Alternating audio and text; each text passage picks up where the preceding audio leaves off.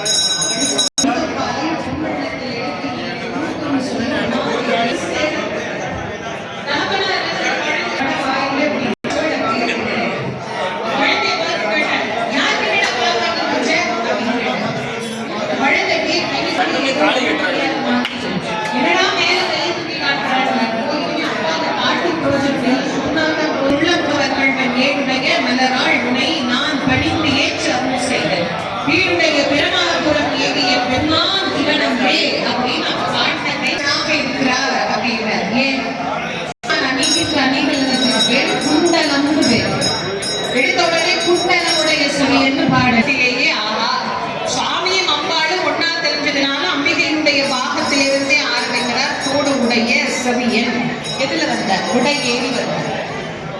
எப்படி இருந்தார்? ஒரு தூவன் மதிசூடிய பெருமானாக வந்தார். நான் தூரத்துல இருந்து வரும்போதே பார்த்தேன். ரொம்ப அழகான ஒரு காட்சி. குளம் எங்க இருக்குன்னு எனக்கு தெரியல. குளம் உள்ள டவுன்ல இருக்குன்னு எனக்கு தெரியாது. நான் இப்பதான் முதல் முறையா வரேன். மேல இந்த எப்ப பார்த்தாலும் அது இந்த அளவுக்கு இருந்த சிவபெருமான் தலையில் இருக்கிற பிறையை ஞாபகம் வச்சுக்கோங்க. சுவாமி இந்த பிறைக்கு திருவடி நிழலை அடைந்திருக்கிறார். அவர் மடியில வைக்க மாட்டார், தூக்கி முடியில